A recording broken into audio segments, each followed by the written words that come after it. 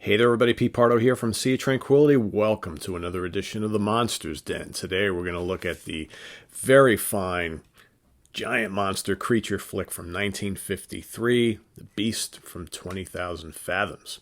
All right. Released by Warner Brothers in 1953. Shot on a budget of just $200,000. All right. $200K for a giant creature flick. But, again, we're talking 53. That has made over time, I think initially in its run it made about $2.5 million, but I think to date box office has been about $5 million. So shot in black and white, glorious black and white, and featuring the special stop motion effects of none other than Ray Harryhausen, one of my very favorite special effects guys of all time.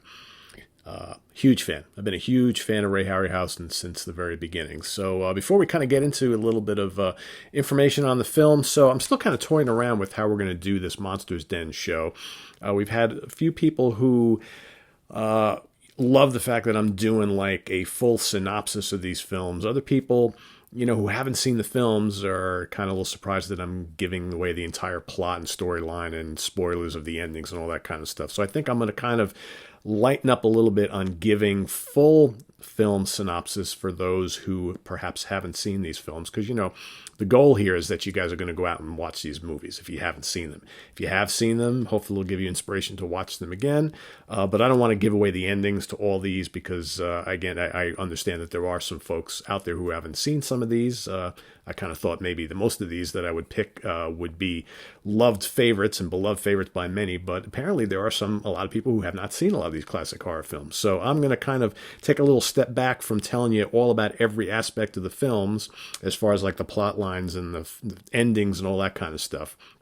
And also some of you are asking about, Pete, when are you going to get like a green screen so we don't have these kind of weird images and going on? So I'm actually going to work on that. So we'll see if I can get myself a green screen sometime over the next couple of weeks as quickly as I can get one, right? Because, deliveries right now are not that great. Oh, I do want to wish everybody a happy Easter, right? Did want to do that. So a little bit of patience with kind of the presentation of the show and, how we're going to kind of structure and what I'm going to talk about in each of them. So, we're just starting on this one. So this is what I think our fourth episode, right? Something like that. Losing track already. So we'll get there. So hopefully soon I'll have a green screen so you can actually look a little bit better here and you'll see the cool stills from the films that I'm going to put behind me and all that kind of stuff. So back to the film. Again, directed by Eugene Loret, okay, 1953.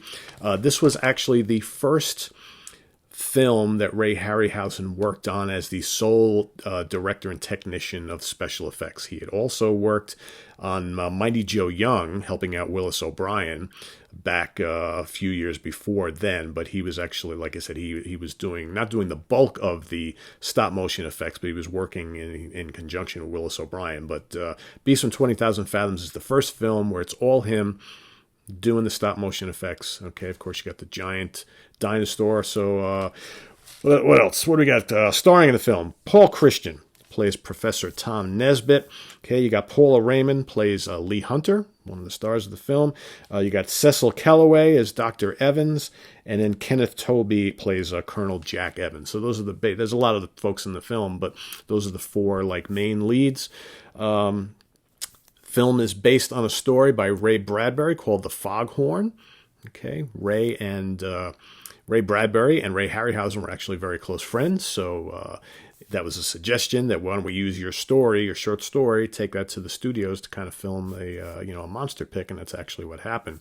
And actually, this film was the first in a long line of giant, like, atomic monster films, all right? So monsters brought about by, atomic radiation and atomic bombs and all that kind of stuff, because, of course, is, a few years after World War II, right, and the U.S. and the Allies dropping the bomb on Japan. So that would then start a slew of films inspired by this one, where giant monsters get unearthed from wherever they came from due to atomic bomb testing, and all that sort of thing. So, and this film actually inspired Godzilla, okay, made by Toho in Japan, roughly 16 months later. Okay, but this was the first in a line of many. So kind of cool right there. So basically, how the film starts, got a bunch of scientists out in the Arctic Circle testing all sorts of stuff, doing all these explosions and what have you, and doing testing while they lay off a couple blasts in this one area, and it winds up waking up and unearthing from centuries of suspended animation this giant Rhedosaurus, okay, which is that big baddie you see behind me here, who, and the beginning of the film is great because of this big storm going on, right? These scientists are testing.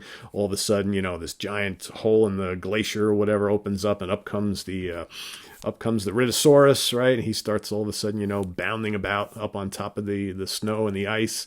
And eventually he starts to make his way, kills some people, of course, starts to make his way from the Arctic Circle down the coast of North America through Canada and whatnot, right? Because apparently, as the story goes, a lot of the creature's ancestors, all right, were from the kind of the Hudson River area, New York, all right? So it's kind of my home area. And another great scene that happens here is where he comes to the coast of Maine, right? And he actually goes and climbs up this. There's a great scene at the lighthouse, all right? So it's one of the most popular segments of the film, where he goes and climbs up and starts and knocks down the lighthouse, right? And it's a very cool scene. That's actually the first time in the film you get to see the monster in its entirety, right? So eventually he continues to make his way down the coast. All right, he gets to New York City, Manhattan, where of course he, comes up out of the water, right into the city of New York City, right into Manhattan, starts wreaking havoc, just trashing cars, eating people. Of course, the radiation leaking off of him like crazy, and it's of course infecting people, right? So that's another kind of subplot of the whole story. All right, and he kind of destroys things, goes back into the water, okay, comes again. So that's kind of, and that happens in a lot of these giant monster films. So basically leads them to, all the scientists and all the main characters here start to do a lot of research, and, they're tying, back this creature to the period of the dinosaurs and all that kind of stuff. So they're trying to figure out, what's going to be able to stop this creature, because, bullets and modern army things are not really happening. So what they've done is they go and they developed a radioactive isotope that they need to get into him to hopefully kill him, right? So, without spoiling too much of what happens at the end, there is my favorite part of the whole movie is the climax, right? There's this great climax at Coney Island, all right, with at the amusement park, okay, with the drawing a blank on the rides, oh, man. You guys know what I'm talking about. I don't know why I'm drawing a complete blank on the rides there, right? Anyway, the final scene takes place there. It's a great scene, and part of me, since I was a kid, because you guys know, I've always loved giant monsters and dinosaurs and things, and personally, and I watched this again like a week or so ago, and part of me still, all these years later, feels really bad for the Rhedosaurus and how they have to kill him. They obviously have no choice, right? But it's just the whole last scene of the film is just, for me, it's like even today is gut wrenching to watch, because it's like, he doesn't know any better, right? He's just going on instinct, but. It's just a great final scene. It's a great movie. And I think the special effects are outstanding. That's what I really want to kind of hone in on here. I think that this film also works really well by being in black and white. And I think the stop motion effects by Harryhausen are just amazing. And he would do, other giant kind of like dragons or dinosaurs, so to speak, because, obviously, if you go to the Seventh Voyage of Sinbad, you've got the dragon there, which is not that different, a little bit, from the Rhedosaurus you would see in this movie. And he's 1 million years BC, right? He did all sorts of dinosaurs in there as well. So I think, Mr. Harryhausen was just absolutely spectacular at doing these creatures, all right? Which, at the time was, we had, up until then, we had, The Lost World, okay, the silent film. You had King Kong. You had Son of Kong, right? You had Mighty Joe Young. That was really it, okay? And this, you would see prevalent, a lot of these types of creatures show up in successive movies. Harryhausen did a bunch of them. You had all those Sinbad movies, okay? You had the Valley of Gwangi. I mean, all sorts of great giant monster and dinosaur films. The space films, the sci-fi films, okay? So A lot of great stuff, groundbreaking. In this day and age now, you don't actually, and for those of you who are not aware, maybe you're younger, you're not familiar with this kind of stuff, how it works with the stop motion photography is you would actually have to mold.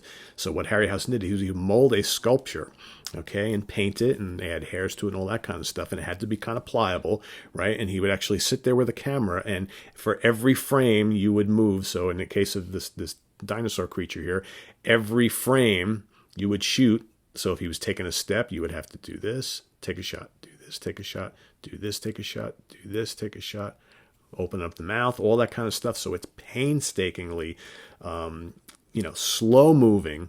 You basically have to move the figure a little bit, take a shot, move the figure a little, and that's how it goes. All right. So in today's age, you do all this by computers, and it's very archaic. But back then, very, very cool stuff. And he had a great way of mixing the footage, okay, of these giant creatures were actually based from small little models with live action. Okay. Just amazing to watch. And as a kid growing up, I was absolutely fascinated by this stuff. And I still can watch it today. Actually, as much as I like, all the newer films, the sci-fi and fantasy films, all the CGI, and it's amazing looking and very real looking, there's a certain kind of charm about this that I still love. And I still watch like all those old films. I still watch like, the Godzilla, the King Kong films. I watch all the Sinbad films, Clash of the Titans, all that stuff. 20 Million Miles to Earth. I mean, all that stuff. I just love all those old creatures. Just fantastic stuff. And again, for the big kid in me, I can still appreciate all the effort that went into it. And it's still, to me, very entertaining. So, again, I urge you to go out and see this film if you haven't. This was the first big film for Harryhausen, and it would start off a slew of other ones to follow, giant octopuses and creatures from Mars and centaurs and dragons and one-eyed cyclopses and all sorts of other characters and living skeletons, right? All sorts of stuff. Great viewing, whether you're young or old. The old classic fantasy and sci-fi monster films are just unbeatable in my opinion. So make sure you go check this film out. And this is on the web at www.seaoftranquility.org. We're on Facebook. We're on Twitter. Of course, we're here on YouTube all the damn time. We'll see you next weekend with another episode or maybe two of the Monsters Den, right? So hope you guys enjoy this. Like I said, we will experiment a little bit with, how much of the plot I'm going to give away. And as soon as I get a green screen, the appearance will look a little bit better. We'll throw some more stills up there and you'll be able to see the stills a little bit better and see me a little bit better, right? So it's a little bit of patience. We're just experimenting a bit, but we'll get there. And have a good Easter, everybody. Enjoy yourself, and we'll see you during the week, all right? Take care. Bye-bye.